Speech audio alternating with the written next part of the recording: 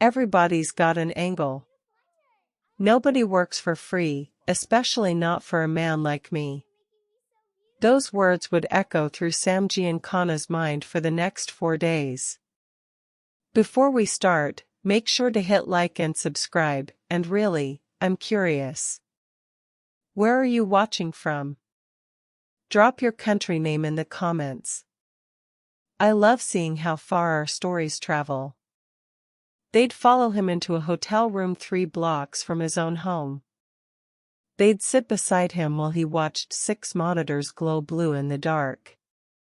And they'd be the last thing he believed before everything he thought he knew crumbled, right there, on a screen, in a moment so quiet it almost didn't look like anything at all. But it was everything. 11 o'clock at night.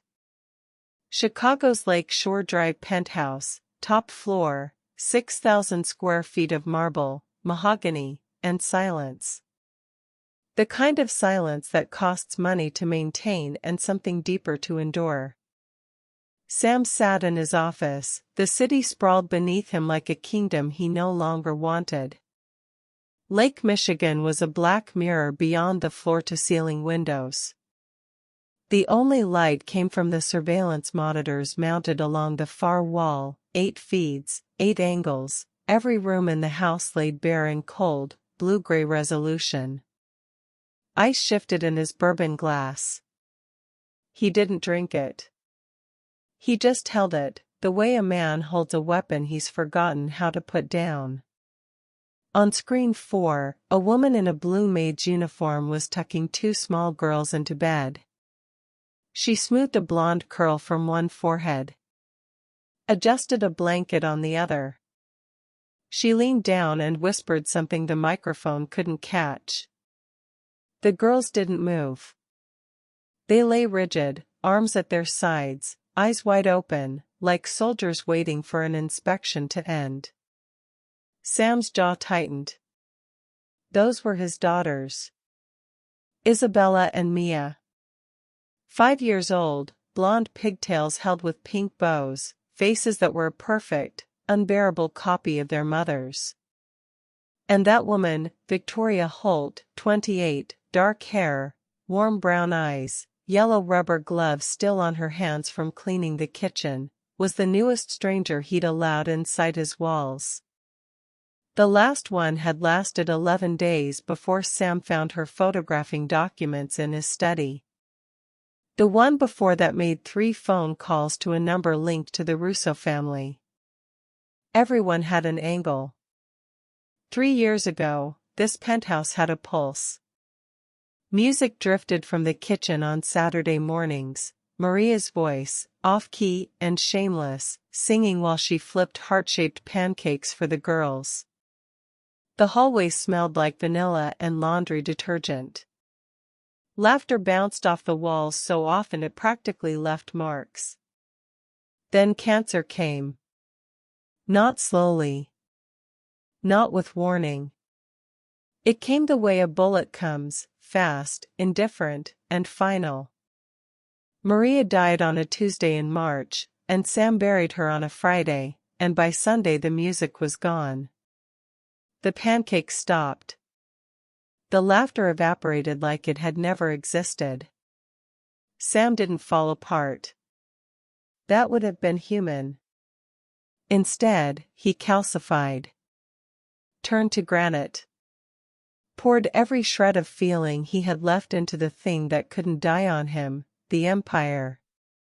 The business. The cold, transactional machinery of power that didn't ask him to feel, didn't need him to be gentle, and never once looked at him with Maria's eyes and asked why Daddy was so sad. His daughters did, though. In the beginning. They'd stand in his office doorway, 2 tiny ghosts in matching pajamas, and wait for him to look up. He never did. Eventually, they stopped coming. "She's clean on paper," Tony said from the doorway, arms crossed, not quite leaning against the frame. Tony DeLuca, Sam's consigliere, built like a refrigerator, loyal like a dog who'd seen too many owners before finding one worth staying for. Background check, references, work history, all solid. Former schoolteacher. South Side. Fell on hard times. Everybody's story is solid until you pull the thread, Sam replied without turning around. On the monitor, Victoria Holt stepped out of the twins' bedroom and eased the door shut behind her. She stood in the hallway for a moment, pressing her back against the wall, eyes closed. She looked exhausted. She looked like she cared. That was the part Sam didn't trust. "I'm heading to Vegas tomorrow," he said. "Valentino deal." 4 days. Tony nodded. He knew the Valentino meeting. Knew the players, the stakes, "I'm not actually going." Tony's nod froze. Sam turned in his chair, and the light from the monitors carved his face into something angular and predatory. Tattoos crept from beneath his open collar. A gold watch caught the glow. His eyes were flat, the eyes of a man who'd made decisions that kept other men awake at night and slept fine. "I'm checking into the Drake. 3 blocks away. I'll have live feeds on every camera in this house." He leaned forward. Kitchen. Bedrooms. Playroom. Hallways. If Victoria Holt makes a phone call to someone she shouldn't, I'll know. If she pockets a watch, opens a drawer, takes a photograph, I'll know. If she breathes wrong near my daughters. He let the sentence die. It didn't need finishing. Tony shifted his weight. "Boss, what if she's a good person?" The question hung in the air like smoke. Sam turned back to the monitors. Victoria was in the kitchen now, washing the last of the dinner dishes by hand. She didn't use the dishwasher.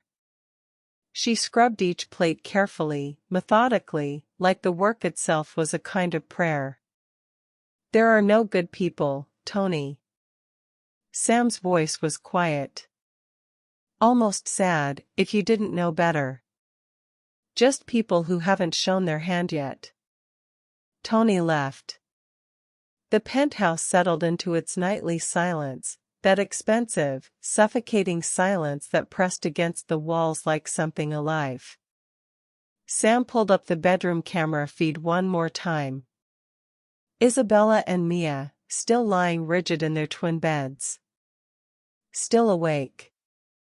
Still staring at the ceiling with those wide, unblinking eyes that looked too old for 5-year-old faces. On the nightstand between them sat a book he hadn't seen in 3 years. A children's book of fairy tales, Maria's copy, the one she used to read aloud in voices so ridiculous the girls would shriek with laughter. He'd packed it away after the funeral.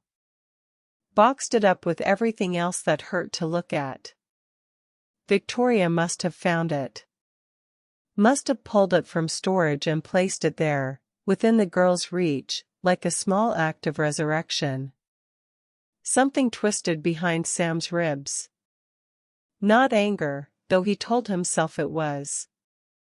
Something sharper. Something closer to recognition. He killed the thought, killed the screen, and poured another bourbon. Tomorrow, he'd pretend to leave. He'd watch from 3 blocks away. And he'd catch Victoria Holt doing whatever it was she was really doing in his home, with his children, behind his back. He was sure of it. He was sure of everything. But what Sam Giancana would see over the next 4 days, what those hidden cameras would capture in the rooms of his own home, wasn't a crime. It wasn't betrayal. It wasn't an angle or a scheme or a hand being played. It was something far more dangerous than any of that. It was the truth. And the truth, as Sam was about to learn, doesn't care how powerful you are. It doesn't negotiate. It doesn't flinch. It just shows you exactly what you've become, and dares you to do something about it. The performance began at 7:30 in the morning. Sam Giancana stood in the penthouse foyer wearing a charcoal Tom Ford suit, silver cufflinks catching the early light off Lake Michigan. 2 leather suitcases, Rimowa, monogrammed, packed by Tony the night before with clothes Sam would never wear, sat by the elevator door. The driver was already downstairs, engine running, ready to take him exactly nowhere. Isabella. Mia. Come say goodbye to Daddy. They appeared from the hallway like summoned apparitions, blonde pigtails, pink bows, matching white dresses that someone on staff must have laid out. They walked in perfect, silent unison, hands clasped in front of them, eyes fixed on the marble floor. Sam knelt down. He opened his arms. Neither girl moved. He reached for them instead, pulling them close, pressing his lips to each small forehead. Isabella stiffened beneath his touch, a flinch so slight it could have been imagined. Mia held her breath entirely, her tiny ribcage going rigid against his chest. Be good for Miss Victoria, Sam said. His voice was steady. Practiced. The same voice he used to close deals and end conversations that other men didn't walk away from. They nodded. Silently. In unison. Like 2 children who had learned that the safest response to their father was no response at all. Sam stood. He adjusted his cufflinks. He looked at Victoria, who waited 3 respectful steps behind the girls, hands folded over her blue uniform, yellow gloves tucked in her apron pocket. 4 days, he told her. My number's on the counter. Emergencies only. Yes, Mr. Giancana. He picked up his luggage. Stepped into the elevator. Pressed the button. As the doors closed, he caught one last glimpse of his daughters, still standing exactly where he'd left them, still looking at the floor. They never once met his eyes. The Drake Hotel suite smelled like old money and fresh lilies. Sam smelled neither. By 9 o'clock, the mahogany desk had been converted into something that belonged in a federal surveillance van. Tony's laptop open to a 6-camera grid, each feed labeled in Sam's handwriting, * kitchen. Living room. Hallway. Playroom. Bedroom, girls. Library, * a yellow legal pad sat beside it. 2 pens. A bottle of Blanton's, already cracked. A second bottle of Woodford, waiting. Tony stepped back and surveyed the setup. You know, boss, most guys who check into the Drake bring a woman. Not a command center. Sam didn't laugh. He was already watching. On the kitchen feed, Victoria moved with quiet efficiency. Cabinet doors opened and closed softly. A mixing bowl appeared. Flour. Eggs. A carton of strawberries she must have brought herself. Sam's kitchen hadn't been stocked with fresh fruit in months.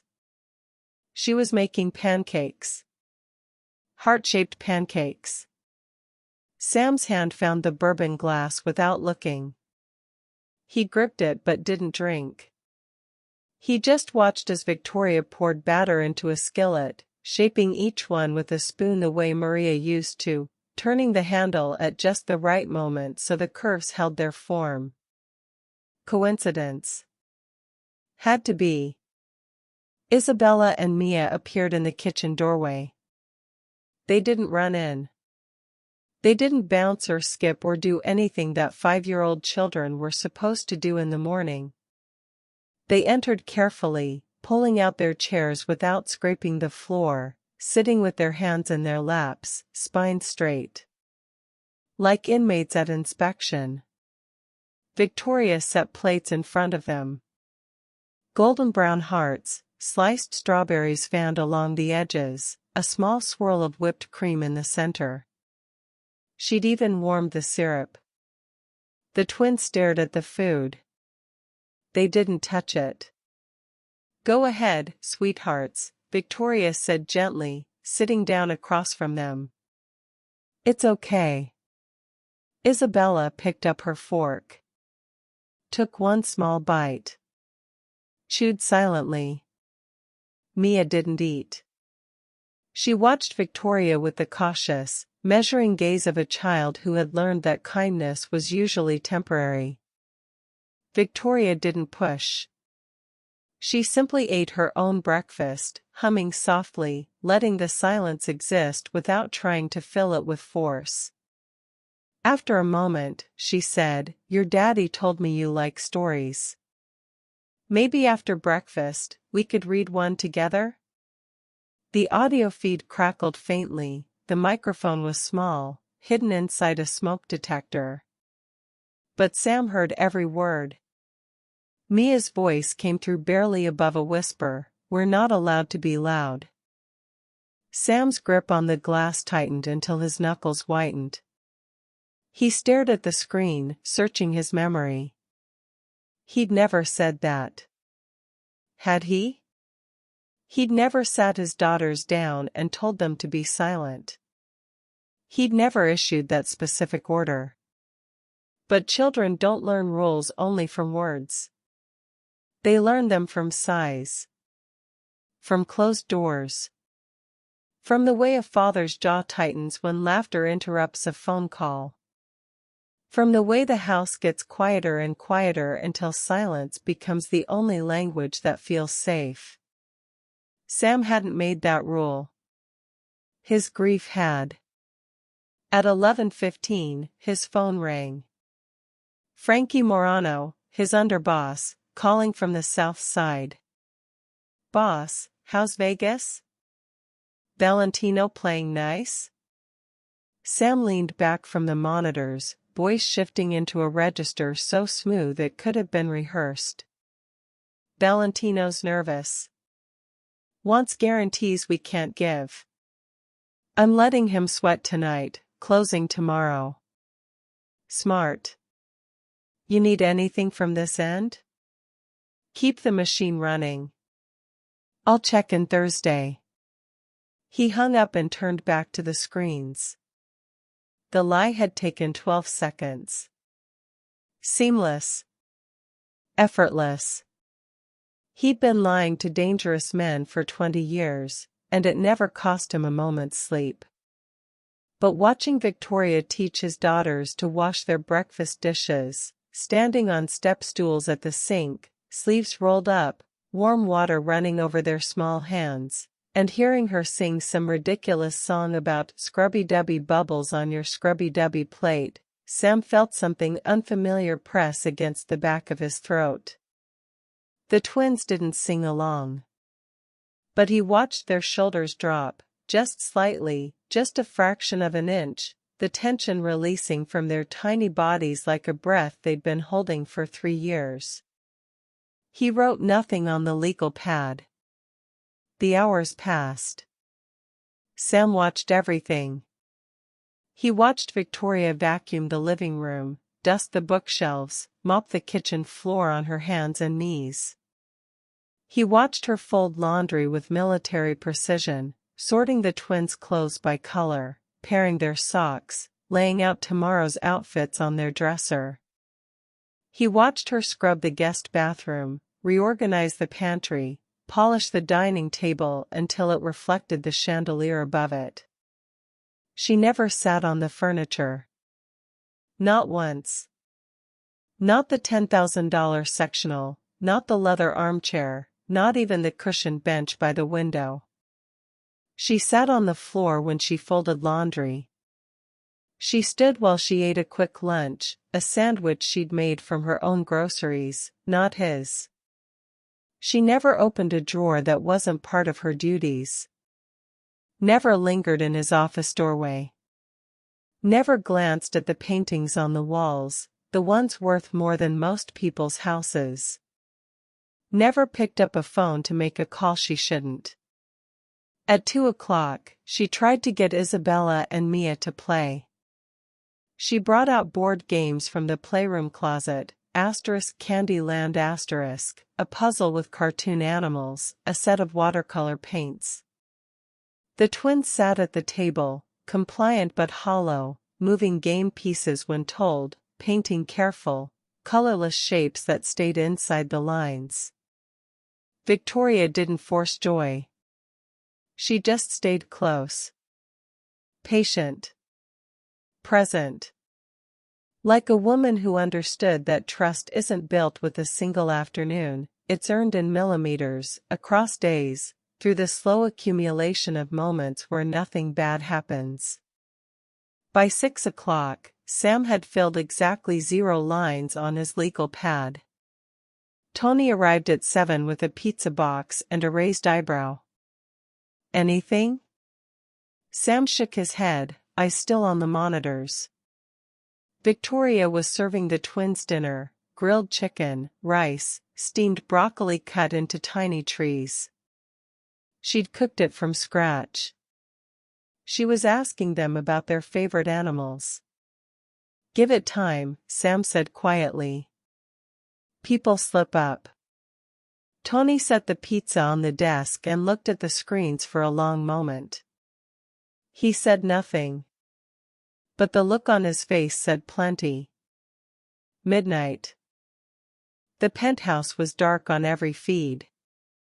Victoria had turned off the lights room by room, checked the locks, wiped down the kitchen one final time. She moved through Sam's home like a woman who understood that the space she occupied wasn't hers, that she was a guest in someone else's grief, and she would treat it accordingly. Sam should have closed the laptop. Should have slept. He had 3 more days of this, and the bourbon was half gone, and his eyes burned from 12 hours of staring at grainy footage. But he didn't close it. Because on the bedroom feed, Victoria appeared. She opened the twins' door slowly, so slowly the hinges made no sound. The hallway light cut a thin yellow line across the carpet, illuminating 2 small bodies in matching beds. Isabella slept on her side, knees drawn up, arms wrapped around herself. Mia lay flat on her back, one arm dangling off the mattress, mouth slightly open. Victoria crossed the room. She lifted Mia's arm and tucked it gently beneath the blanket. She pulled the comforter up to Isabella's chin, smoothing it with the flat of her palm. Then she leaned down, and kissed each girl on the forehead. Not quickly. Not performatively. The way a mother does it, lingering, deliberate, like a benediction whispered into skin. The girls didn't stir. They were deep in whatever dreams 5-year-olds have when they've spent the day being treated, perhaps for the first time in memory, like children instead of inconveniences. Victoria straightened. She stood between the 2 beds for a moment, looking down at them, and Sam saw something cross her face that no spy, no operative, no plant from any rival family would ever think to fake. It was tenderness. Raw. Unguarded. The kind that lives in the chest and shows up uninvited.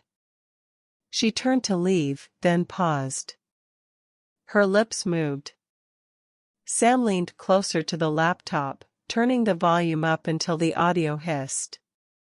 Tomorrow will be better, Victoria whispered. I promise. She slipped out and closed the door behind her. The feed went still. 2 sleeping girls. A nightstand between them. And on that nightstand, Maria's fairy tale book, now open to a dog-eared page, a story about a king who forgot how to love. The girls must have asked Victoria to read it. Something shifted behind Sam's ribs.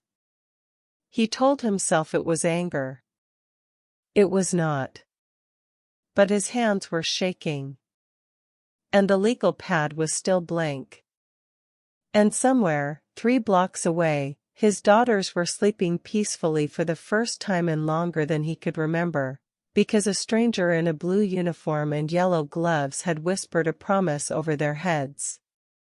Sam closed the laptop. He didn't pour another drink. He sat in the dark for a very long time, listening to the silence of a luxury hotel room that felt nothing like home, and wondering, for the first time in 3 years, if the thing he was hunting for had been inside his own house all along. Not inside Victoria. Sam woke up on the couch with his shoes still on. Morning light punched through the Drake Hotel curtains, sharp, unforgiving, the kind of Chicago sunrise that doesn't care what you did the night before. His mouth tasted like ash and old bourbon. His shirt was wrinkled, half untucked, yesterday's suit jacket balled under his head as a makeshift pillow. The laptop sat open on the desk where he'd left it, the screen dim but still alive, still watching. Always watching. He dragged himself upright, skull pounding, and looked at the monitors. Kitchen feed. Victoria was already there. Already moving. Already making breakfast like some kind of machine that ran on something other than sleep. But this morning was different. Isabella and Mia were standing on their step stools at the counter, not sitting frozen at the table, not watching from the doorway. They were beside her. Victoria had set a bowl between them, and the twins were cracking eggs into it. They were terrible at it. Shelf fragments littered the countertop. Mia used both hands and still crushed the eggs sideways, yolk running down her wrist. Isabella tapped hers so cautiously it barely fractured, and Victoria had to help her pry it open, guiding her small fingers with patient, steady hands. They were making a mess. An absolute catastrophe of flour dust and sticky fingers and shell fragments that would have to be fished out later. And they were smiling. Not the frozen, polite, trained expressions Sam saw when visitors came to the penthouse. Real smiles. The kind that crinkle the eyes and show missing teeth and come from somewhere inside the chest that hasn't been locked shut yet. Sam leaned forward. His head throbbed. He didn't care. When was the last time he'd seen his daughter smile like that? He couldn't remember. He physically could not locate the memory. The eggs were scrambled, the shells picked out, the toast buttered.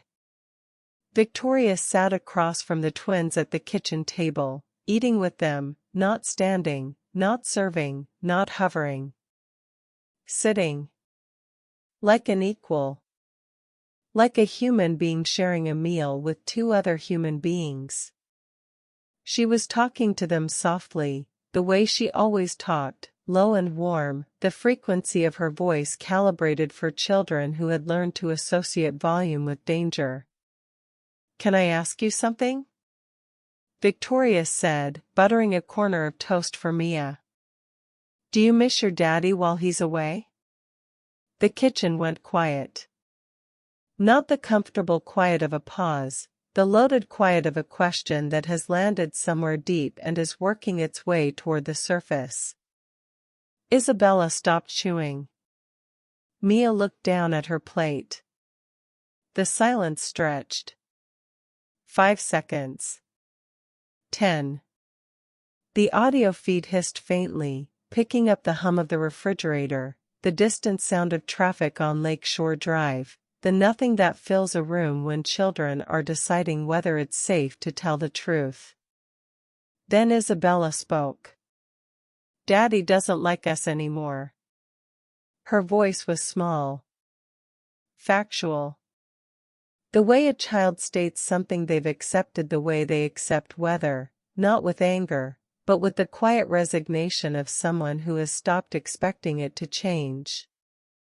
We remind him of Mommy. The bourbon glass hit the carpet before Sam realized his hand had opened. It didn't shatter, the carpet was too thick, too expensive for that, but the whiskey spread in a dark stain across the cream pile, and Sam didn't move to clean it. Didn't move at all. He sat there, hunched forward in the desk chair, staring at the laptop screen like a man watching footage of his own autopsy. He reached for the trackpad. Rewound the clip. Played it again. Asterisk Daddy doesn't like us anymore. We remind him of Mommy. Asterisk. Again. Asterisk Daddy doesn't like us anymore. Asterisk. Again. Asterisk we remind him of Mommy. Asterisk. The words didn't change. He hadn't heard wrong. His 5-year-old daughter had spoken with the certainty of a coroner filing a report, clinical, final, and utterly without hope. On screen, Mia shifted in her chair. She looked at Victoria with those enormous blue eyes, Maria's eyes, always Maria's eyes, and added her own testimony to the record. We try to be quiet so he won't get mad. Her voice was even smaller than Isabella's. A whisper meant for someone safe. When we're loud, his face gets scary. Sam's hands went to his own face. He pressed his palms against his eyes until he saw white. His daughters, his babies, had spent 3 years studying his expressions the way hostages study their captors. Learning which version of Daddy was safe. Learning that silence was armor. Learning that love was something that used to exist in their house, past tense, like their mother's voice and heart-shaped pancakes and Saturday mornings that smelled like vanilla. On the monitor, Victoria's face did something that Sam would replay more times than he'd ever admit. Her composure didn't break, it softened, like stone remembering it was once sand. Her eyes glistened. Her mouth pressed into a line that held back everything she wanted to say and released only what the twins needed to hear. She set down her toast. She opened her arms. Both girls climbed into her lap, Mia immediately, Isabella a half-second later, still cautious, still measuring. Victoria wrapped them up, one in each arm, and held them against her chest. "Oh, sweethearts," she said, and her voice caught on the word like fabric snagging on a nail. "I don't think that's true. Sometimes grown-ups get lost in their own sadness. They get so lost they can't find their way back, and they forget how to show the people they love that they love them." She pressed her cheek against the top of Isabella's head. "That doesn't mean he doesn't love you. I think your daddy loves you more than anything in this world. He just forgot how to say it." She was defending him. The woman he'd wired with hidden cameras, the woman he'd suspected of espionage and theft and God knows what else, she was sitting in his kitchen, holding his neglected children, and defending him to the 2 people he'd hurt the most. Sam made a sound. Not a word.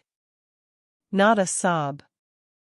Something between, a noise that came from a room inside him that had been sealed shut since Maria's funeral, its door now splintering under a pressure he couldn't name. Tony arrived at noon with coffee and a bag of bagels. He took one step into the suite, looked at Sam's face, and stopped. "What happened?" His voice dropped into the register reserved for emergencies. "She steal something?" Sam was still sitting at the desk. still in yesterday's clothes. The bourbon stain on the carpet had dried into a dark crescent at his feet. The legal pad remained blank. His eyes were red, not from drinking, though he'd done that too. From something worse. He didn't speak. He just pointed at the screen and pressed play. Tony set down the coffee. He watched. The kitchen. The question. The silence. Isabella's voice, small and surgical. Daddy doesn't like us anymore. Mia's addition, even smaller. When we're loud, his face gets scary. The clip ended. Tony stared at the frozen frame, two little girls curled in a stranger's lap, being comforted for wounds their father had inflicted without ever raising his hand. The hotel room was very quiet.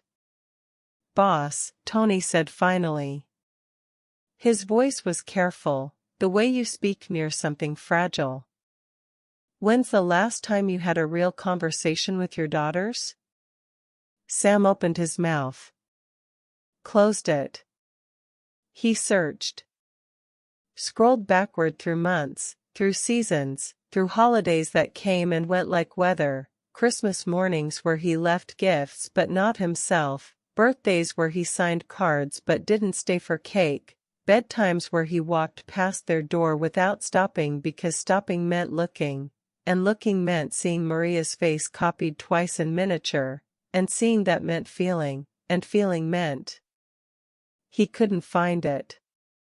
The last real conversation.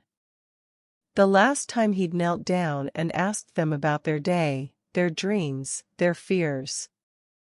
The last time he'd listened, actually listened, to the sound of their voices speaking to him, not around him, not in spite of him. It wasn't there. The memory didn't exist. He'd let it die the same way he'd let everything die, by turning away and telling himself that absence was the same as protection. "I don't know," Sam whispered. Tony sat down in the chair beside him. He didn't say anything else.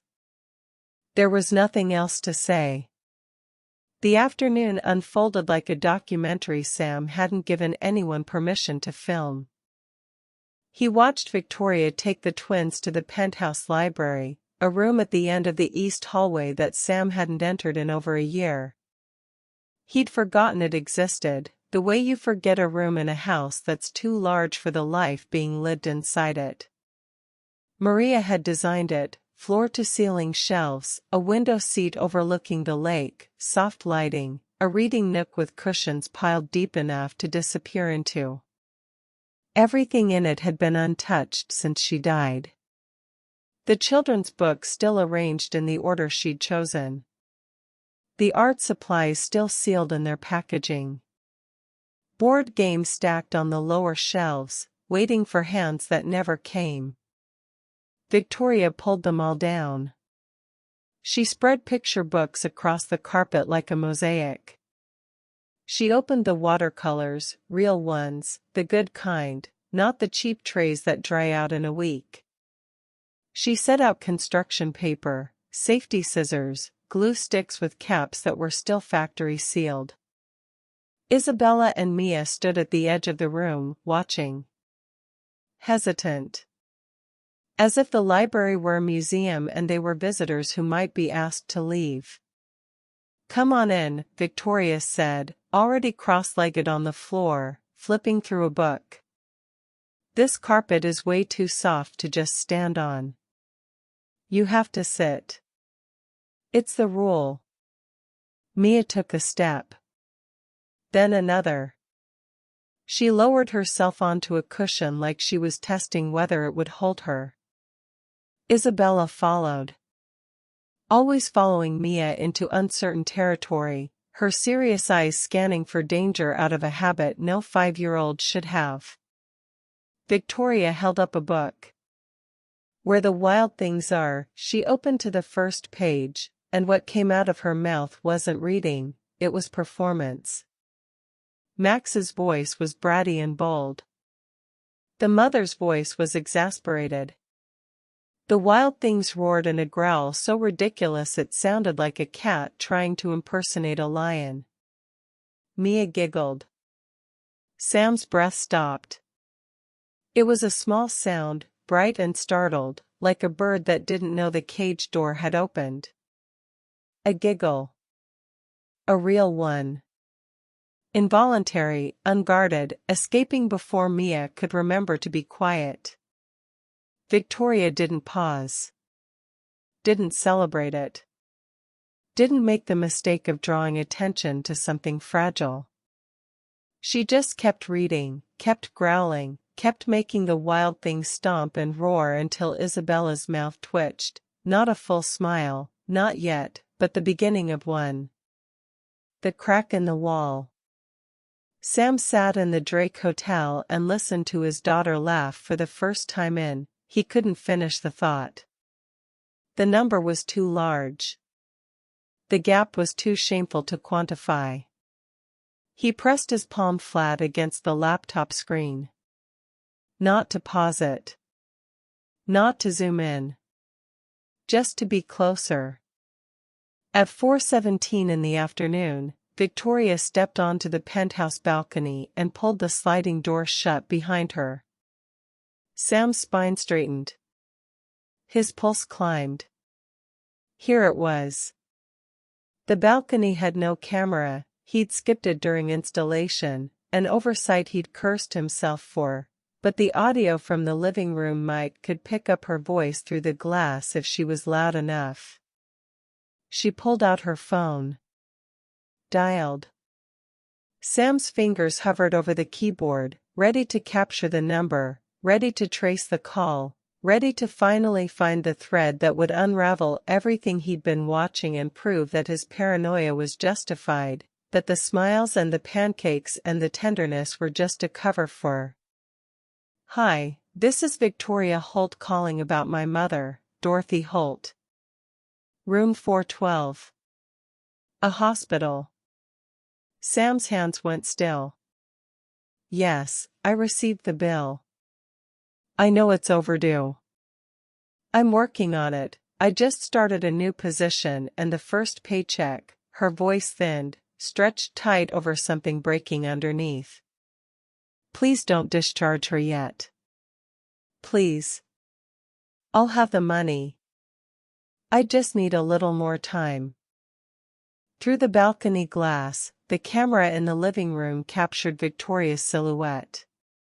Her shoulders shook. She pressed her free hand against her mouth, the universal gesture of a person trying to hold themselves together in a space too small for the size of their pain. She was crying. Not performatively. Not for an audience. She didn't know anyone was watching. She stood on a dead woman's balcony, looking out at a lake she probably couldn't afford to live near, begging a billing department not to send her terminally ill mother home to die because she couldn't make the numbers work. Sam stared at the screen. He'd spent 48 hours looking for a crime. Looking for the angle. Looking for the hidden hand, the secret motive, the proof that Victoria Holt was just another player in a city full of players. And here it was. Her secret. Her angle. She was broke. She was grieving. She was drowning in medical debt while singing silly songs about soap bubbles and reading picture books in monster voices and defending a man who didn't deserve defending to children who had every reason to believe their father had stopped loving them. Victoria Holt wasn't a spy or a thief or a plant. She was just a woman trying to save her mother the same way she was trying to save his daughters, with everything she had, which wasn't much, and more love than the situation had any right to ask for. Sam closed the trace program on his laptop. He wouldn't need it. He never needed it. That night, the routine repeated. Victoria checked the locks. Turned off the lights. Wiped down the kitchen one final time, always one final time, as though cleanliness were a debt she owed to a house that wasn't hers. She moved through the darkened penthouse and opened the twins' bedroom door. The same gestures. The blanket adjusted. The foreheads kissed.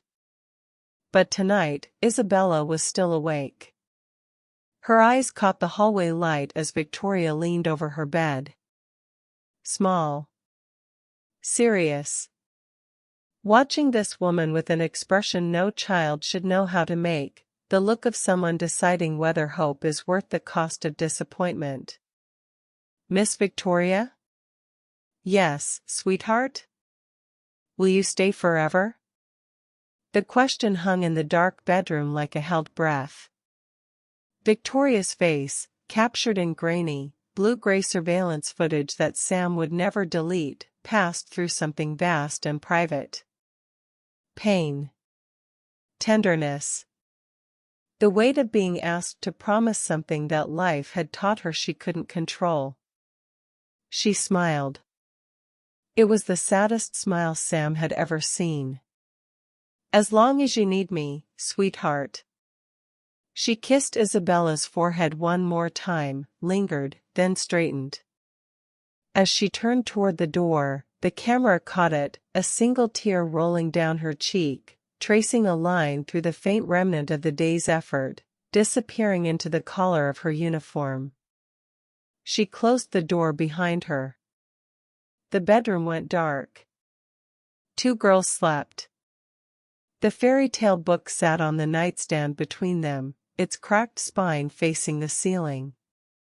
In the Drake Hotel, Sam poured another drink. He raised it to his lips. The bourbon hit his tongue, the same brand, the same proof, the same glass he'd been drinking from for 3 years to fill the space where feeling used to live. But tonight it tasted different. Not warm. Not numbing. Not the amber anesthetic he'd come to depend on. It tasted bitter. Sharp. Like medicine that no longer worked for the disease it was meant to treat. He set the glass down. Looked at the dark monitor. Looked at his reflection ghosted in the black screen, a man in a wrinkled suit, sitting alone in a hotel room 3 blocks from his own home, watching a stranger love his children better than he could. The legal pad was still blank. The bourbon was still bitter. And somewhere inside the granite, in a place Sam thought he'd sealed shut permanently, something cracked. Not broke. Not yet. But cracked. And once stone cracks, it never holds the same way again. Sam hadn't slept. 46 hours now. The Drake Hotel suite smelled like stale bourbon and sweat. He sat at the desk in yesterday's clothes, 3rd day running, rewinding footage like a man picking at a wound that wouldn't close. Isabella flinching when a door slammed. Mia whispering, "Will Daddy be angry?" after spilling juice on the counter. Both girls freezing at sudden noises, eyes darting toward hallways, scanning for the sound of his footsteps. He watched himself through their eyes and saw the truth, a monster in a Tom Ford suit. On the kitchen feed, Victoria was teaching the twins to make cookies. Chocolate chip. She'd found a recipe card in the kitchen drawer, handwritten, stained with vanilla extract, Maria's looping cursive unmistakable. Isabella must have shown her where it was. Or maybe Victoria had simply opened every drawer until she found something that smelled like the woman who used to live here. Sam's throat closed. He'd never known that card existed. Victoria mixed dough while the girls dropped chocolate chips in, more in their mouths than the bowl. Then Victoria did something no one in that house had done in 3 years. "Tell me about your mommy." Silence. The familiar, loaded silence of children calculating risk. Victoria waited. Patient as gravity. Mia spoke first. Mommy used to sing in the kitchen. Isabella, quieter, she did our hair every morning. French braids. Then, so softly the microphone barely caught it, Isabella added, Mommy said Daddy was a good man under his tough face. Sam's hand found his mouth. Pressed hard. Maria's voice came flooding back, not from the screen, but from memory. 3 days before she died. Hospital bed. Skin like paper. Her hand gripping his with strength that had no right to exist in a body that far gone. Don't let grief turn you into stone, Sam. Our girls need their father, not a statue. He'd held her hand. He'd promised. He'd broken that promise before they finished lowering her casket. Tony found him on the bathroom floor, back against the tub, empty bottle beside him. Boss, you gotta pull it together. Sam looked up. Eyes red, face wrecked. I failed them, Tony. I failed Maria. Those beautiful little girls are terrified of their own father. Tony sat down heavily on the tile. Quiet for a long time. Then, so stop watching and start doing. You're not dead yet. You can still fix this. That afternoon, Sam opened a different kind of investigation. He called in a favor, digital records, background search, the full architecture of Victoria Holt's life laid bare on his screen. What he found dismantled him. Victoria Martin Holt. Former teacher, Burnside Elementary, closed and budget cuts. Outstanding parent ratings. Beloved by students. Widowed 5 years ago, husband killed in a construction accident. She knew grief. She knew what it meant to raise children alone inside it. Mother, Dorothy Holt. Stage 4 lung cancer. South Side General. Outstanding bills, $87,000. Then Sam found the email. Sent to a friend named Carmen, 3 weeks before Victoria applied for the job. I know working for Sam Giancana is dangerous. But when I heard those twin girls were growing up without a mother, being raised by rotating staff who don't care, I couldn't ignore it. They're the same age as my 2nd grade class. If I can give them even a fraction of the love they're missing, it's worth the risk. She hadn't stumbled into his life. She'd walked in deliberately, not to infiltrate his empire, but to rescue his children. Sam closed the laptop. The hotel mirror hung across the room, and the man in it was unrecognizable. Unshaven. Hollowed out. 10 years older than the person who'd checked in 2 days ago. Or maybe this was always what he looked like, and he was only now seeing it clearly. He turned back to the monitor. Kitchen feed. Victoria sat on the floor with Isabella in her lap, fingers weaving through blonde hair, teaching a French braid. Mia knelt behind them, copying the pattern on a doll. Cookie crumbs everywhere. His daughters were laughing. Not the cautious, measured almost smiles he'd grown accustomed to ignoring. Real laughter. Full-bodied. The kind that makes a child throw their head back and forget, just for a moment, that the world has ever been anything but safe. The crime Sam had been hunting for 3 days was never Victoria's. It was always his own. Okay, ladies. Tonight is spa night.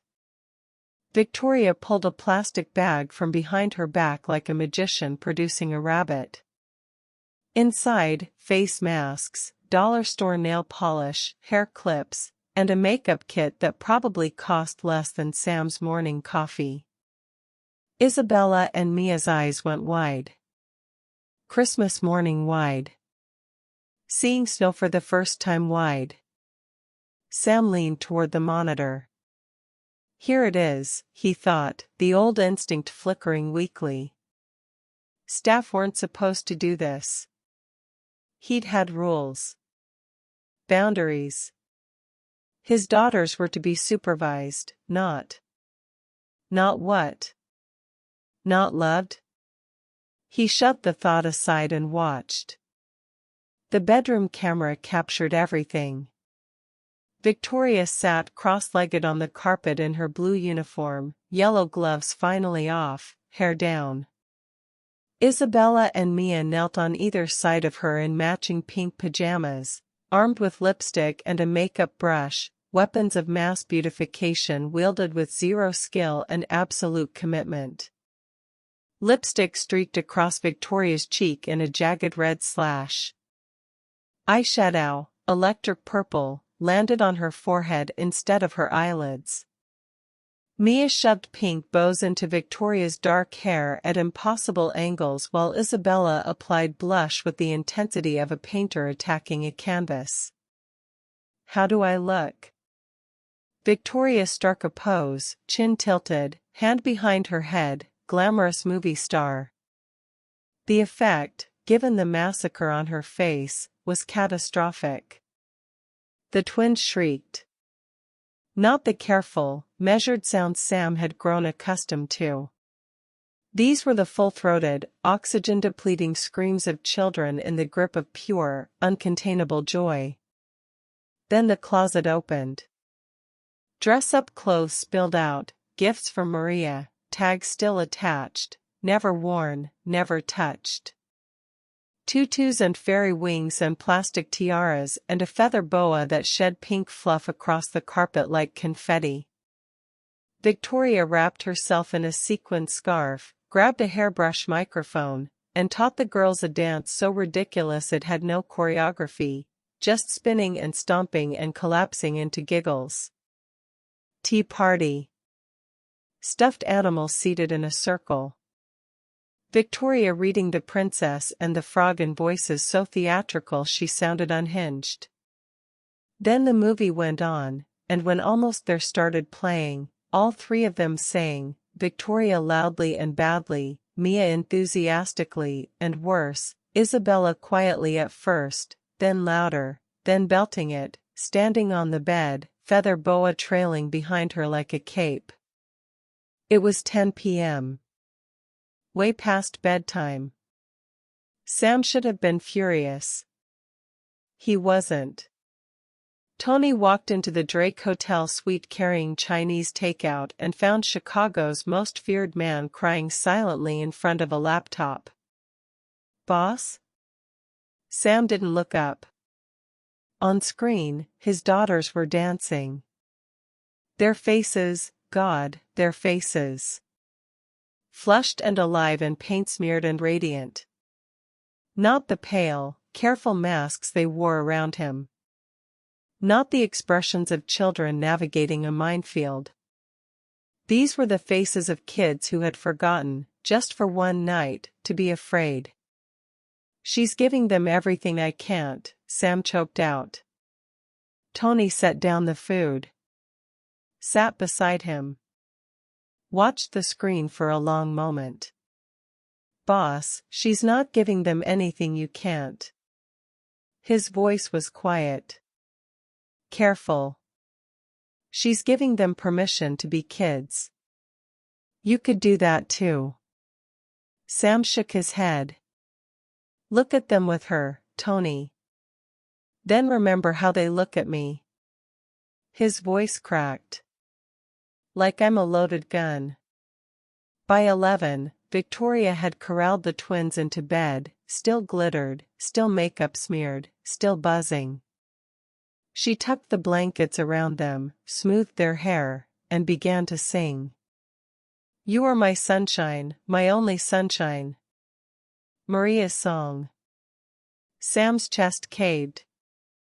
Isabella looked up at Victoria, eyes heavy with sleep, and asked the question that split the night in two, "Miss Victoria, are you our new mommy?" Victoria's face, caught in surveillance gray, held everything at once. Pain and tenderness and the impossible weight of being asked to fill a space shaped like someone else. "No, sweetheart. No one could ever replace your mommy." She brushed a curl from Isabella's forehead. "But I can be someone who loves you very, very much. Is that okay?" Both girls nodded, already drifting. "We love you too," Mia whispered. Victoria closed the bedroom door and leaned against the hallway wall. Her shoulders dropped. Her head tilted back. The camera caught her lips moving, barely, just breath shaped into words. "Please let this work. Please let me help them." In the Drake Hotel, Sam closed the laptop. Tomorrow he was going home. Not to fire her. Not to confront her. Not to play the role of the suspicious, paranoid king guarding his castle from imaginary threats. Tomorrow he was going to beg her to stay. Sam woke up on day 4 with a single thought: go home. But he checked the cameras one last time. Just once. Just to see. Kitchen feed. Victoria at the stove. The twins beside her, not frozen, not silent, not standing at attention. Chattering, both of them, talking over each other, waving pieces of construction paper covered in crayon drawings. "Daddy's gonna love this one," Mia said, holding up a picture of what appeared to be a purple giraffe. "It's him at the zoo." "He doesn't take us to the zoo," Isabella corrected quietly. "He will," Mia insisted. "When he comes back from Vegas." Sam's hand hovered over the laptop, ready to close it. Ready to shower, dress, go home, fix this. Ready to. "What do you want to be when you grow up?" Victoria's voice. Casual. Light. The kind of question adults ask children 1,000 times without expecting the answer to mean anything. Sam's hand stopped. Mia bounced in her chair. "A ballerina. Like in the movies." She jumped down and attempted a pirouette, arms flailing, one sock sliding on the tile, nearly crashing into the refrigerator. Victoria caught her, laughing, and clapped. "That's beautiful, Mia. You'd be an amazing ballerina." Isabella didn't bounce. She stared at her cereal, spoon motionless, turning something over behind those serious eyes, Maria's eyes, always calculating, always measuring the distance between what she felt and what was safe to say. "What about you, Isabella?" Silence. "Then, I want to be a maid like you, Miss Victoria." Victoria blinked. "Really? Why's that, honey?" Isabella looked up. Met her eyes with the steady, unblinking certainty of a child who has arrived at a conclusion through years of quiet observation. "Because maids make people happy. Daddies in suits just make people scared." Sam didn't make a sound. He sat in the Drake Hotel suite and felt something inside him die, not dramatically, not with a gasp or a cry, but quietly, the way a candle goes out in an empty room. No witness. No ceremony. Just darkness where light used to be. His daughter didn't want to be like him. Didn't admire him. Didn't see strength or protection or sacrifice when she looked at her father. She saw fear. She saw the suit and the silence and the closed doors and the cold eyes, and she chose the woman with the rubber gloves and the dollar store nail polish, Because at least that woman made people happy. Maria had believed he could balance both worlds. She'd married him on that faith. And he'd honored it until she died, then burned it to the ground and called the ashes strength. He picked up his phone. "Tony. I need you to do something. Today. Right now." Tony's voice sharpened. "What's the job, boss?" "Victoria's mother. Dorothy Holt. Southside General, room 412. Pay every bill. Every cent anonymously." Sam's voice cracked like plaster. "Don't attach my name. Don't attach anyone's name. Just make it disappear. Do it now." Silence on the line. Then, "Consider it done." An hour later, Sam watched it happen. Victoria's phone rang. She answered, confused. Her expression shifted, confusion to disbelief, disbelief to shock, shock to something that broke her open entirely. The phone slipped from her hand. She pressed both palms over her mouth, shoulders shaking, tears streaming. Isabella and Mia rushed to her, small hands gripping her uniform, faces panicked. "Miss Victoria? Are you sad?" Victoria pulled them in. Held them tight. Her voice came through the audio feed fractured and raw. "No, babies. Someone saved my mother's life. I don't know how, but it's a miracle." The three of them held each other on the kitchen floor, crying and laughing simultaneously. Sam watched. Then he closed the laptop for the last time. Sam stood up from the desk. Caught his reflection in the bathroom mirror, unshaven, hollowed out, shirt wrinkled from 3 days of wearing it like a second skin. He thought about showering. Shaving. Putting on fresh clothes. Making himself presentable. Then he stopped. His daughters didn't need a polished version of their father. They needed the real one, broken, messy, human. Tony leaned against the doorframe. "You sure about this, boss? Showing your hand?" Sam looked at him. "I don't have a hand left to play. I'm all in. If I lose my daughters, I lose everything that matters." 10 p.m. His own penthouse door. Sam stood in the hallway with his hand raised, listening. Through the door, laughter. His daughter's laughter, layered over the muffled soundtrack of Frozen and Victoria's voice narrating the construction of what sounded like a significant blanket fort. He took a breath. Held it. Let it go. Then he opened the door. The door opened, and the laughter died. Sam stood in the foyer, stubble shadowing his jaw, shirt untucked, eyes swollen and red. He looked like a man who'd been in a fight with something invisible and lost. The polished crime boss who'd left 4 days ago with monogrammed luggage and a pressed suit had been replaced by someone diminished. Someone human. In the living room, the blanket fort glowed with string lights. Pillows everywhere. Popcorn scattered across the carpet. Frozen played on the television, Elsa belting Let It Go with absurd cheerfulness, completely unaware that the room had turned to ice.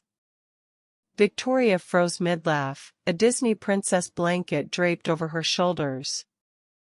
Isabella and Mia saw their father and bolted, not toward him, but behind Victoria, grabbing fistfuls of her blue uniform, pressing their faces into her back. Hiding. From him. Sam watched his daughters choose a stranger over their father, and the last intact thing inside him splintered. "Mr. Giancana, We were just, Victoria's voice shook, high and thin. She was already moving, hands reaching to clean up the mess, to restore order, to undo whatever crime she thought she'd committed. I'm sorry, I know it's past their bedtime, I'll clean this up right now. Stop. One word. Cracked down the middle. Victoria stopped. Sam did something he hadn't done in front of anyone since Maria. He knelt. Right there, on the living room floor, between the popcorn and the scattered pillows and the string lights casting warm shadows across his wrecked face. He made himself small. Eye level with his daughters, who peered at him from behind Victoria's legs like animals watching a predator from the underbrush. Isabella. Mia. His voice was barely holding together. Please come here. They didn't move. Mia's fingers tightened on Victoria's uniform. Isabella's serious eyes studied him, measuring, calculating, deciding whether this was safe. Please, Sam repeated, and the word broke in half. I need to tell you something. Isabella moved first. One small step. Then another. Braver than her father deserved, braver than he'd ever been. Mia followed, gripping her sister's hand, trusting Isabella's judgment the way she always had. They stopped 3 feet away. Close enough to hear. Far enough to run. Sam looked at their faces, beautiful, frightened, watching him the way his enemies watched him, and something tore loose from his chest. Not silent tears this time. Shoulder-shaking sobs. Ugly, graceless, the kind of crying that costs a man everything he's built his identity on. I've been a terrible father. The words came out strangled. Wet. When Mommy died, I thought keeping you safe from my world meant keeping you away from me. I thought being strong meant being scary. He dragged his sleeve across his face. But I was wrong. I was so wrong. He looked up at them, face shattered and open. Your mother would be ashamed of what I've become. And I'm ashamed too. I'm so sorry. Silence. Elsa sang on, oblivious. Then Mia whispered, Daddy? The word, the first time she'd used it in months, hit Sam like a bullet he didn't dodge. He nodded, unable to speak. I love you both more than anything in this world, he managed. More than money. More than power. More than my own life. And I've done a terrible job showing you that. Sam looked up at Victoria. She stood motionless, clutching the Disney blanket, tears streaming silently down her face. You gave my daughters something I forgot how to give them, he said. Real love. Not protection or money or rules. Just being present. Being kind. Being human. His voice steadied, just barely. I watched you. For 4 days. Hidden cameras. Every room. He held her gaze. I thought you were stealing. Spying. Working for someone who wanted to destroy me. Victoria's eyes widened. Her lips parted. Shock first, then hurt, moving across her face like weather. Sam nodded slowly. I know. I'm a paranoid bastard who trusted no one. He looked at his daughters, then back at Victoria. But you proved me wrong about everything. You didn't steal from me. His voice broke one final time. You saved me. Victoria stepped back. One step. Then another.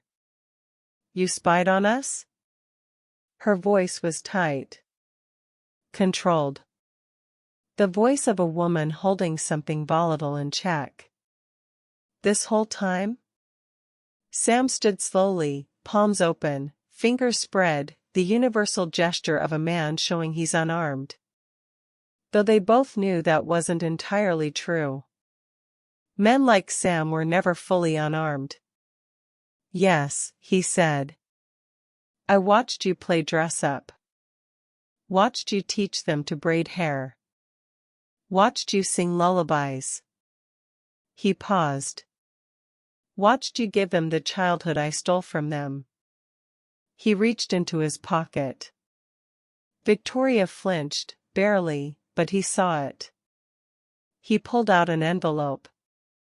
Not a termination letter. A check.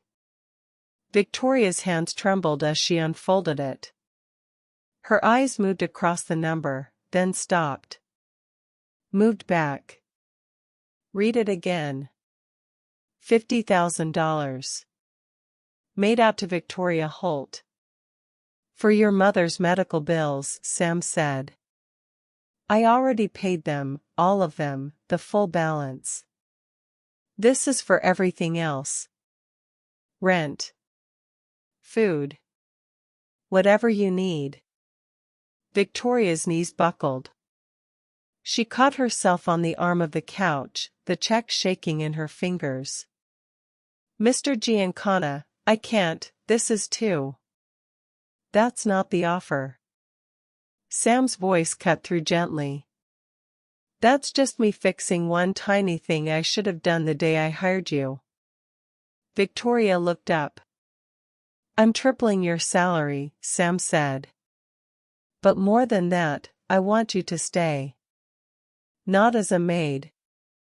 He glanced at Isabella and Mia, still watching from beside the blanket fort, wide-eyed and uncertain. As family. Help me be the father Maria wanted me to be. Help me remember who I was before I became this. Victoria stared at the check. At the twins. At this broken, dangerous man standing in his own living room, offering redemption wrapped in desperation. Her jaw tightened. Mr. Giancana, I appreciate this. I do. But you lied to me. You watched me sleep, eat, cry on the phone about my mother. You violated every boundary, how can I possibly trust? You can't. Sam's voice was quiet. Honest. I know that. But I'm asking you to give me the chance to earn it back. Victoria closed her eyes. Breathed. When she opened them, something had settled in her expression, not forgiveness, not yet, but a decision. I'll stay. On one condition. Sam waited.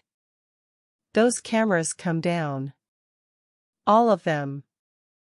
Every single one. Her voice hardened, the voice of a woman who had survived enough to know where her lines were.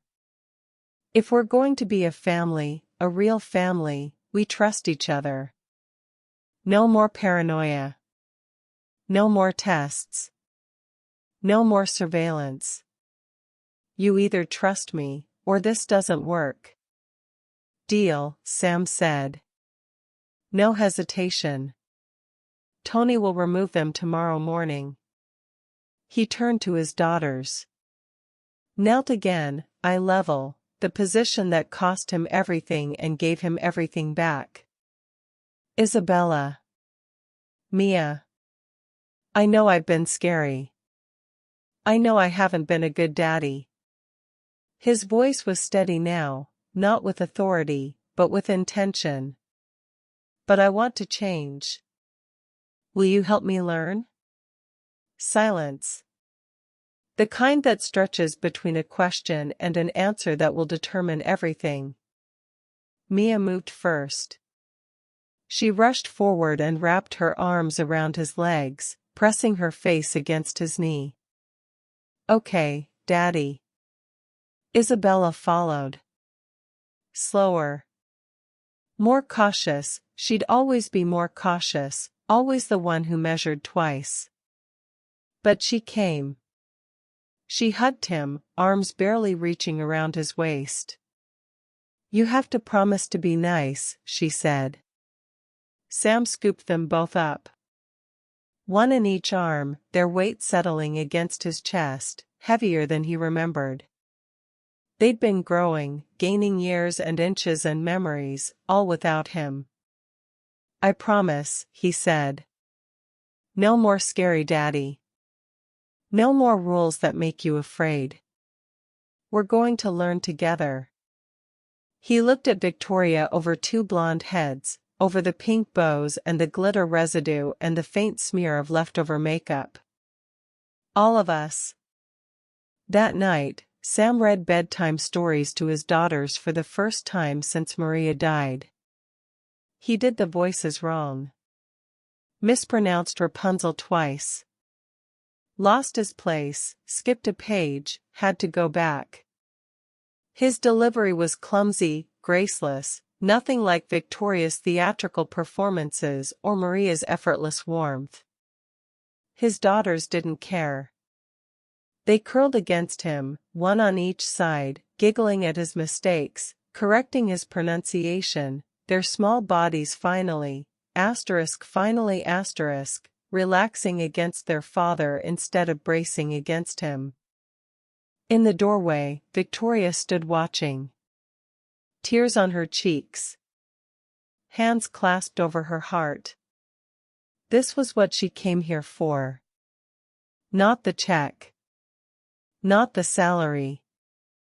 Not the penthouse or the job title or the proximity to power. A father reading badly to two daughters who were laughing anyway. A family remembering how to be one. 6 months later, the penthouse was unrecognizable. Not the furniture, that was the same. Not the walls or the windows or the view of Lake Michigan stretching toward the horizon like a promise that refused to break. The bones of the place hadn't changed. The soul had. Thanksgiving dinner.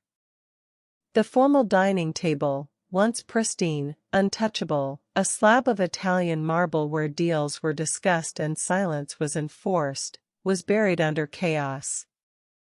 Turkey, mashed potatoes, cranberry sauce in a bowl that Mia had painted at school, lopsided, purple, perfect. Hand-drawn placemats covered every setting, stick figure families, crayon turkeys with too many feathers, wobbly letters spelling Happy Thanksgiving because Isabella hadn't mastered the second I yet. Tony sat at one end, napkin tucked into his collar, arguing with his wife about stuffing. Two of Sam's crew members, the ones with families, the ones who understood that some things mattered more than business, filled the middle seats, their kids chasing Isabella and Mia around the kitchen island. Noise. Warmth. The smell of roasted everything. Imperfectly perfect. Victoria had moved into the guest suite 3 months ago. She wasn't the maid anymore, not really, though she still cleaned when no one asked her to, a habit too deep to break. She was the family's center of gravity. The twins called her Miss Vicky and tackled her every morning with the same full-body enthusiasm they now showed their father. Sam considered this his greatest victory. Not a territory gained or a rival neutralized. The fact that his daughters ran toward him instead of away. She was teaching them piano. They were terrible at it. Sam would sit on the couch and listen to the same 4 bars of Twinkle Twinkle Little Star, played 40 times with 40 different mistakes, and he didn't flinch. Didn't check his phone. Didn't leave. Victoria was teaching him patience without ever saying a word about it. He'd stepped back. Delegated more to Tony, daily operations, collections, the machinery that kept the empire running. His mornings belonged to his daughters now.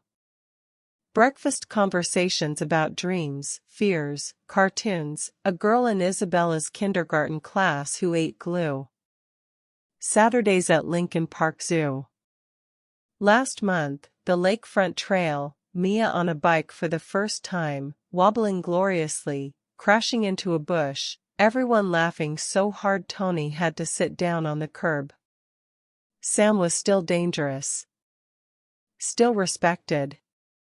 Still the name that made certain men in certain rooms go quiet. But he was no longer a ghost haunting his own life. I want to say something. Isabella stood on her chair, juice cup raised, imitating every toast she'd ever seen adults give. The table went quiet. Sam smiled, a real one, the kind that still surprised him, and nodded. Isabella cleared her throat with exaggerated importance. I'm thankful for Daddy coming home. She paused, composing herself. And for Miss Vicky never leaving. Another pause. And for not being scared anymore. The table went still. Tony's wife pressed her hand to her mouth. Tony suddenly found his stuffing very interesting. Mia scrambled to her feet, unwilling to be excluded from anything Isabella did. I'm thankful for blanket forts. And Daddy doing funny voices. And cookies. Laughter. The warm, loose, unguarded kind. Sam raised his wine glass. His eyes found Victoria's across the table, not with romance, not with agenda. With gratitude so vast it didn't fit inside language. I'm thankful for second chances, he said. For being forced to see the truth. For family that doesn't give up on you, even when you've given them every reason to. Victoria's turn. Her voice was soft but steady, the voice of a woman who had walked into a stranger's grief and refused to leave. I'm thankful for being exactly where I'm supposed to be. For two beautiful girls who remind me why I became a teacher. For second chances.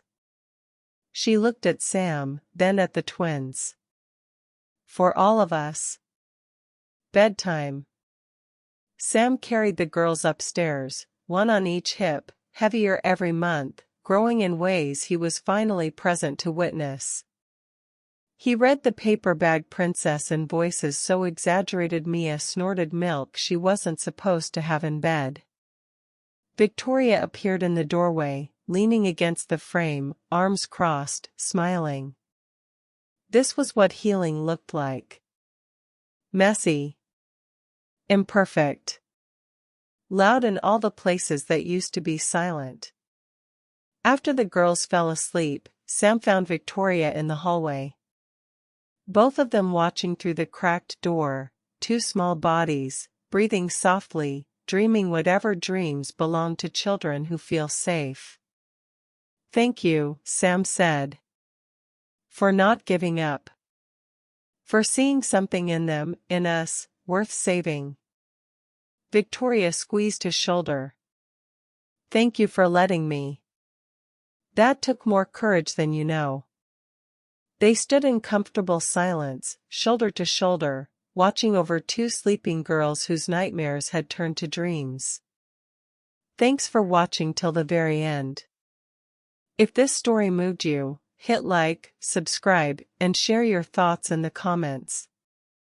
I'll be dropping another unforgettable story tomorrow, so make sure you don't miss it.